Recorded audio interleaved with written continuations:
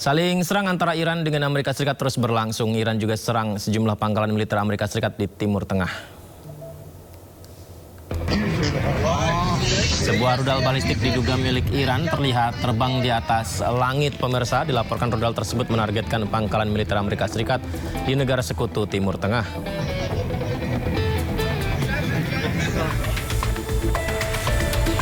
Rudal Iran juga dilaporkan serang pangkalan militer Amerika di Bahrain.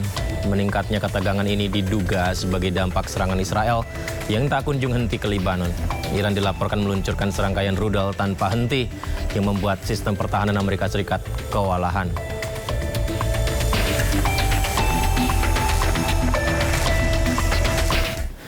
Trio rudal Iran dibombardir Israel. Rentetan serangan rudal balistik yang dilancarkan Iran ke wilayah Israel bertujuan ingin menunjukkan dirinya sebagai kekuatan dominan di kawasan Timur Tengah.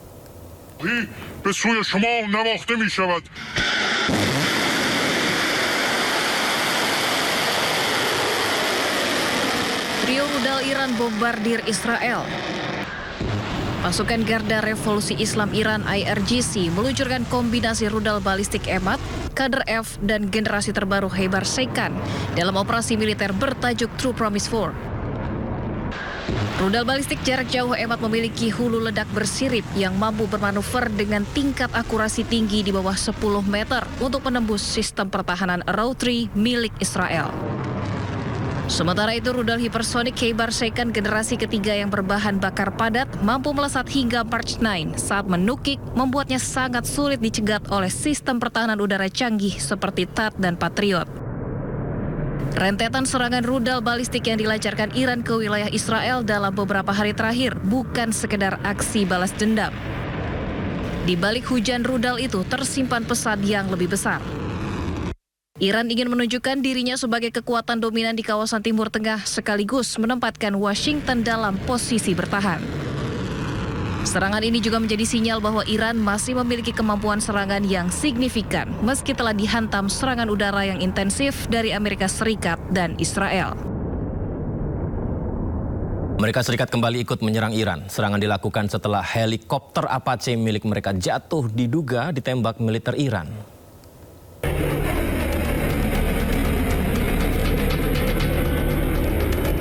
Amerika Serikat resmi meluncurkan serangan baru ke Iran. Serangan ini sebagai respon terhadap jatuhnya helikopter AH-64 Apache sehari sebelumnya di Selat Hormuz. Helikopter kebanggaan Amerika Serikat ini jatuh diduga akibat serangan Iran. Rentetan serangan diluncurkan dari sejumlah pangkalan militer milik Amerika Serikat yang berada di sekitar Iran. Pengumuman serangan juga disampaikan melalui akun media sosial Komando Pusat Amerika Serikat. Dalam postingannya, Amerika menyebut pasukan Amerika mulai melancarkan serangan pertahanan diri terhadap Iran pada jam 5 sore. Beberapa serangan menghantam pulau strategis Qasem. Pulau yang berada di Selat Hormuz ini menjadi pangkal militer dan terminal minyak utama Iran. Tak hanya itu, serangan juga terjadi di provinsi Hormuzgan, selatan Iran. Sebelumnya helikopter Apache milik militer Amerika diserang Iran, pemirsa. Helikopter tempur ini pun dikabarkan jatuh di perairan Selat Hormuz.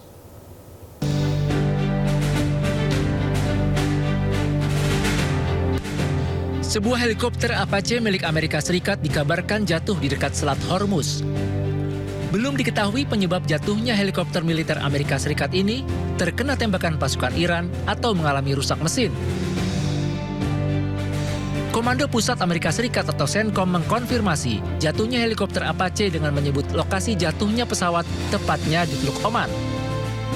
Penyelidikan hingga kini masih dilakukan dengan 2 kru pesawat berhasil diselamatkan. Sementara Presiden Amerika Serikat Donald Trump menyampaikan bahwa pilot Amerika Serikat dalam kondisi baik usai mengalami insiden jatuhnya helikopter. Helikopter Apache AH-64 milik Israel kedapatan melancarkan serangan ke Gaza, Palestina.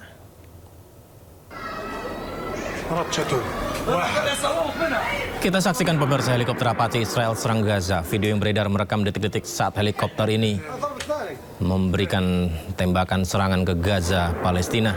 Helikopter Apache rutin digunakan IDF menggempur kelompok militan dan menghancurkan infrastruktur. Helikopter canggih ini pun kerap menjadi target serangan musuh lantaran serangan helikopter ini sangat mematikan.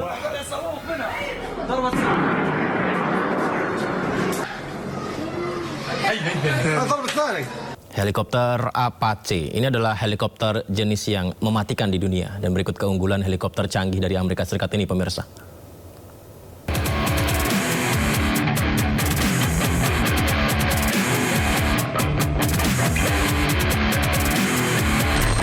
Helikopter AH-64 Apache biasa dikenal sebagai si pembunuh tank nomor 1 di dunia.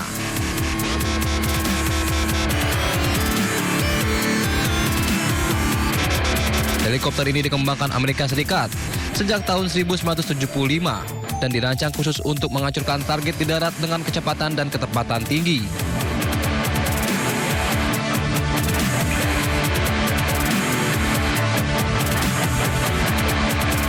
Apache memiliki 2 mesin turbosaf sehingga mampu terbang hingga 290 km per jam dengan jangkauan hampir 500 km.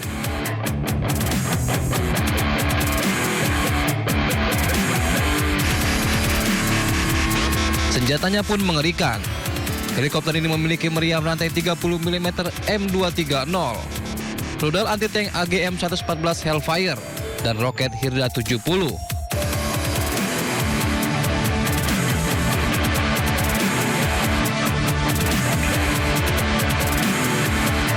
Tak hanya itu, helikopter ini dilengkapi radar longbow di atas kepala yang bisa mendeteksi puluhan target sekaligus, bahkan di malam hari atau cuaca buruk.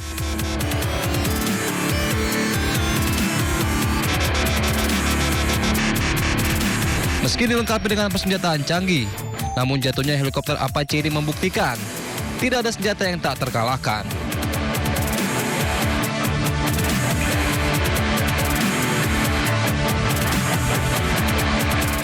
Meski hubungan antara Iran dan Amerika Serikat memanas usai jatuhnya helikopter Apache, Presiden Amerika Serikat Donald Trump masih membuka pintu negosiasi dengan Iran. Selama perundingan, blokade pelabuhan Iran terus berjalan.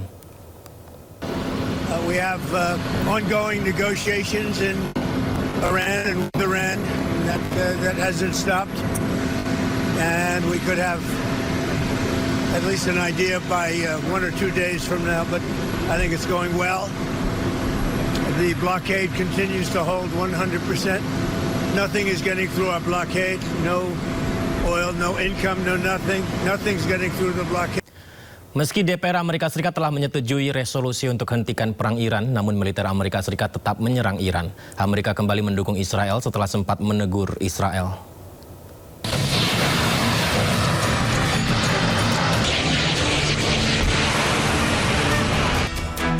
Iran dan Amerika Serikat kembali saling serang untuk pertama kalinya sejak Amerika menyetujui gencatan senjata 2 bulan lalu. Baik Amerika Serikat maupun Iran berulang kali mengumumkan siap melancarkan serangan jika diprovokasi. Hingga akhirnya kedua negara ini saling serang.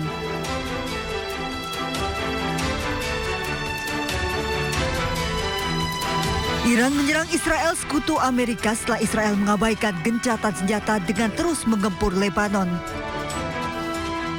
Hingga akhirnya Iran juga menyerang sejumlah fasilitas militer Amerika di Timur Tengah dan menembak jatuh helikopter Apache milik Amerika.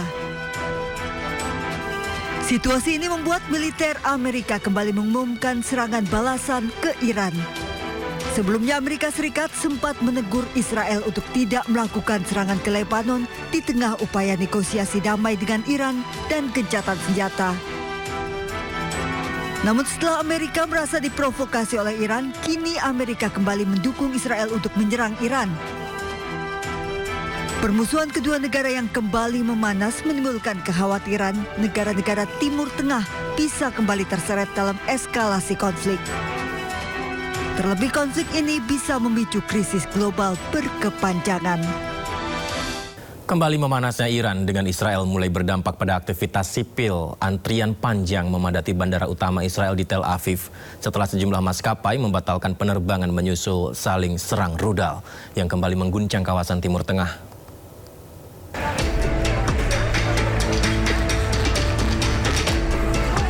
Antrean panjang terlihat di Bandara Ben Gurion, Tel Aviv. Setelah meningkatnya ketegangan antara Iran dan Israel memicu gangguan pada operasional penerbangan internasional. Ratusan penumpang memenuhi area check-in, sementara sejumlah keluarga tampak menyambut kerabat yang baru tiba di tengah situasi keamanan yang tidak menentu. Sejumlah penumpang yang tiba dari Amerika Serikat mengaku mengalami kepanikan selama penerbangan setelah muncul laporan mengenai serangan rudal Iran ke wilayah Israel. Bahkan seorang penumpang menyebut lebih dari 10 calon penumpang memilih membatalkan perjalanan mereka setelah sirine peringatan berbunyi. It was very difficult. A lot of people come in very bad situation. A lot of women they want to go out of the plane. So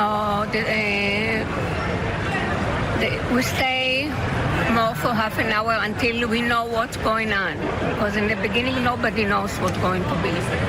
It was very stressful. Thank God I'm here. Otoritas setempat tengah melakukan evaluasi situasi dan menegaskan bahwa wilayah udara Israel tetap terbuka. Operasional penerbangan di Bandara Ben Gurion Airport disebut masih berjalan normal. Ketegangan meningkat setelah Iran meluncurkan serangan rudal ke Israel Utara pada Minggu malam, yang kemudian dibalas dengan serangan udara Israel ke sejumlah wilayah Iran. Kelompok Ansarullah Houthi Yaman merilis rekaman gelombang serangan ke Israel, di mana sebelumnya Houthi mengumumkan membantu Iran terlibat dalam konfrontasi militer melawan Israel dan melarang kapal-kapal Israel melintasi Laut Merah.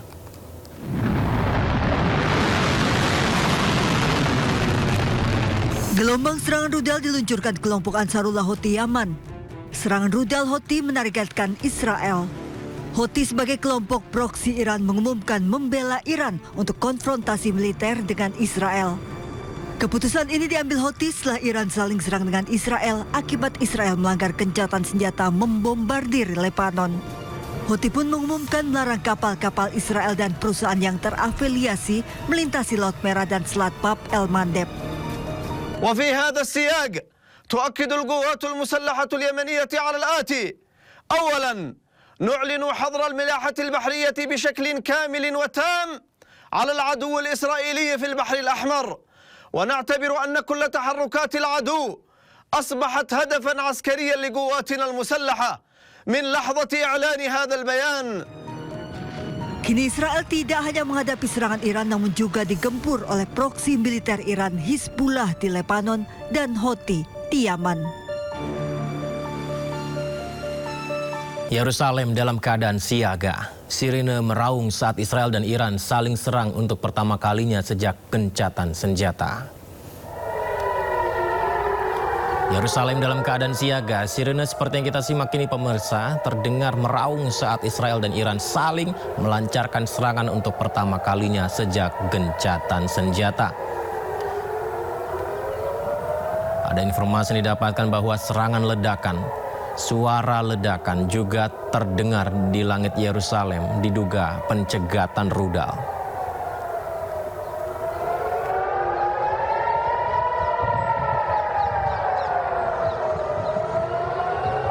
Sementara itu kelompok Houthi di Yaman mendukung operasi militer yang dilancarkan Iran terhadap Israel dengan meluncurkan sejumlah drone ke Israel.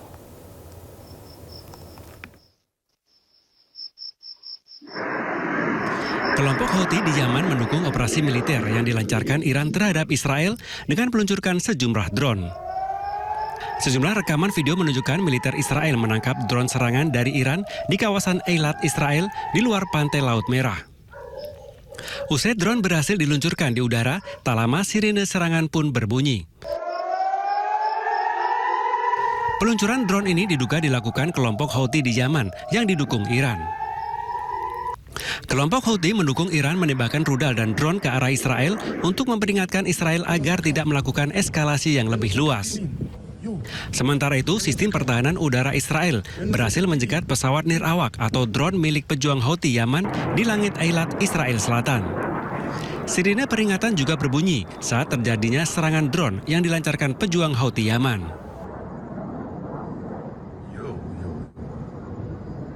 Pejuang Hizbullah menyerang pasukan penjajah Israel di Lebanon Selatan, di mana serangan dilakukan menggunakan rudal dan drone.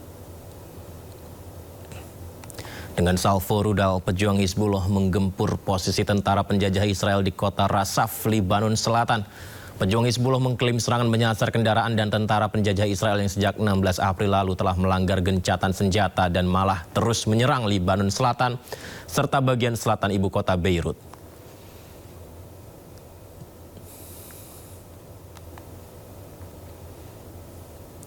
Sementara itu drone fiber optik pejuang Hizbullah juga menyasar kendaraan tangki penyuplai bahan bakar milik tentara penjajah Israel. Serangan terhadap logistik Israel ini untuk mengganggu pergerakan maju dan agresi pasukan Israel. Pemirsa, serangan dilakukan di pinggir kota Yahmar al-Shakif, Lebanon Selatan.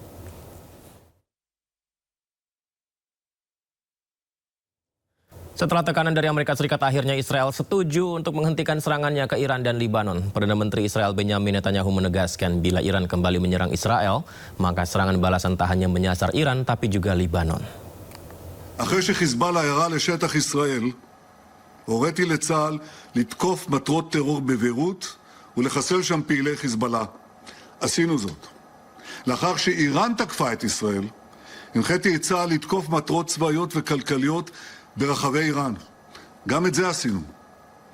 כרגע האש בחזית הזאת נצורה, כי אחרי שהקינו במשטר הטרור בטהרן, הוא חדל מלתקוף אותנו. במידה שמשטר הטרור יעשה את הטעות ויחזור לתקוף אותנו, נגיב בעוצמה. כי לישראל יש זכות מלאה להגנה עצמית, ואנו מממשים אותה ככל שהדבר נדרש. אני אומר זאת לכם, אזרחי ישראל היקרים, כפי שאני אומר זאת בהערכה ובכבוד בשיחותיי הטובות עם ידידי הנשיא טראמפ. באחדות, בנחישות ובתבונה נגן על מדינת ישראל. ויחד, בעזרת השם, נחזיר את הביטחון לצפון. Pemirsa, kelompok-kelompok pejuang Lebanon yang berkuasa, Hizbullah dan Amal, dilaporkan siap melakukan gencatan senjata dengan Israel. Hal itu disampaikan Ketua Parlemen Lebanon Nabih Berri kepada utusan Amerika Serikat di Beirut.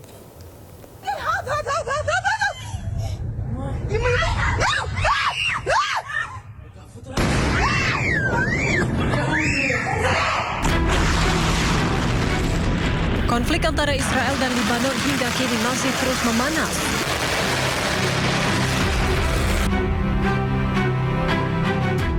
Dilansir dari media Al Arabiya, Ketua Parlemen Lebanon Nabih Berri memberitahu utusan Amerika Serikat di Beirut bahwa kelompok pejuang Hizbullah dan Amal siap melakukan gencatan senjata dengan Israel. Berri memberitahu duta besar bahwa Hizbullah tidak menentang penarikan diri dari selatan Sungai Litani. Padahal sebelumnya kelompok Hizbullah menolak gencatan senjata Israel dengan Lebanon yang didukung oleh Amerika Serikat. Diketahui serangan Israel telah menewaskan total lebih dari 3.600 warga Lebanon dan lebih dari 10.000 orang luka-luka. Usai heboh, sejumlah visa delegasi timnas Iran ditolak Amerika Serikat. Menteri Luar Negeri Amerika Serikat Marco Rubio menegaskan mencabut seluruh tiket Piala Dunia yang telah dibeli oleh warga Iran. Keputusan disampaikan Rubio di Gedung Putih Amerika Serikat, di mana Rubio menegaskan penolakan visa sejumlah anggota delegasi timnas Iran serta mencabut tiket yang telah dibeli oleh supporter Iran merupakan langkah untuk mencegah adanya supporter ataupun staf tim nasional yang terafiliasi dengan IRGC. Hal itu dikhawatirkan akan mengancam keamanan negara saat berlangsungnya Piala Dunia 2026 di Amerika Serikat. Nothing from the U.S. has told them they can't come. I mean, the problem with Iran, it would be not their athletes. It would be some of the other people that would want to bring with them, some of whom have ties to the IRGC. We may not be able to let them in, but not the athletes themselves. But I don't know where that's coming from, other than speculation that Iran may decide not to come and then Italy would fill their spot. But if they decide not to come on their own, it's because they decided not to come. What they can't bring is a bunch of IRGC terrorists into our country and pretend that they're, journalists and athletic trainers. Menanggapi keputusan Amerika Serikat, Menteri Olahraga Iran yang juga visanya ditolak Amerika mengatakan bahwa Amerika Serikat seolah tidak profesional sebagai tuan rumah Piala Dunia 2026. Ahmad Donyamali, Menteri Olahraga Iran, menyampaikan kekecewaannya saat sejumlah visa milik pejabat dan staf timnas Iran untuk Piala Dunia ditolak. Ia juga dengan tegas menyebut tindakan Amerika Serikat sebagai tuan rumah tidak profesional. Ia juga sampaikan bahwa timnas Iran akan menghentikan pertandingan jika ada provokasi yang menyinggung Iran selama gelaran Piala Dunia 2026.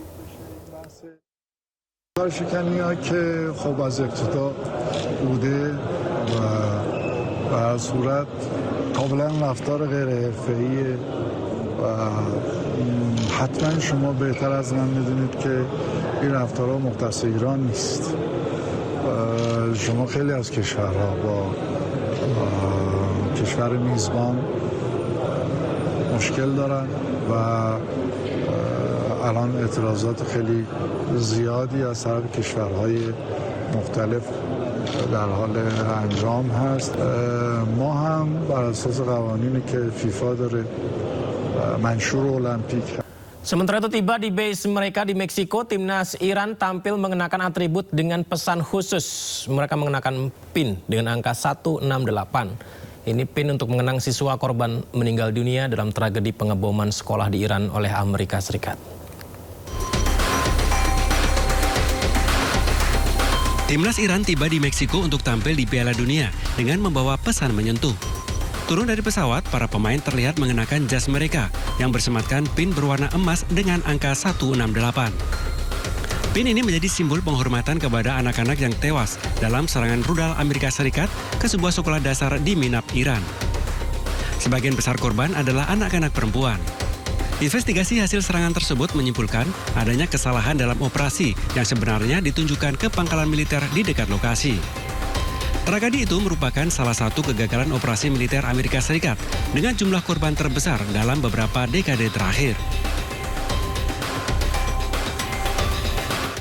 Tim-tim peserta Piala Dunia mulai tiba di 3 negara tuan rumah, yakni Meksiko, Kanada, dan Amerika Serikat. Namun, publik ramai-ramai menyoroti ada perbedaan penyambutan ketiga negara tuan rumah terhadap tamu-tamu mereka. Kita simak seperti apa perbedaannya.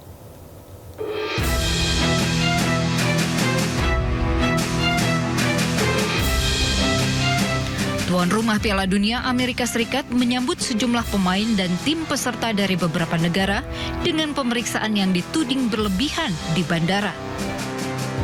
Kapten Timnas Irak Ayman Hussein diperiksa selama hampir 7 jam di Bandara O'Hare, Chicago sebelum akhirnya dibebaskan. Turun dari pesawat, para pemain Timnas Senegal tidak langsung menuju bandara. Di landasan, para pemain skuad Singa Terangga duduk di bangku kecil untuk diperiksa dengan metal detektor. Pemeriksaan ketat juga dialami tim Uzbekistan. Skuad Serigala Putih menjalani pemeriksaan ketat begitu tiba. Petugas bahkan menggunakan anjing pelacak dan mengendus tas-tas yang dibawa para pemain.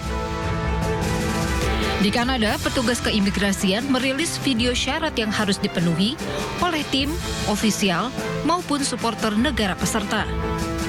Para pendatang harus membawa identitas lengkap, dilarang membawa narkoba seperti ganja saat memasuki atau keluar perbatasan, serta dilarang membawa benda-benda berbahaya seperti petasan dan senjata api. Bagaimana dengan Meksiko? Penyambutan meriah diberikan negara ini terhadap tim-tim peserta. Salah satunya Spanyol.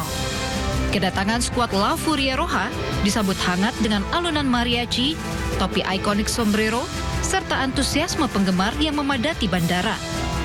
Tak sedikit pemain yang mengabadikan kehangatan ini dengan ponsel mereka.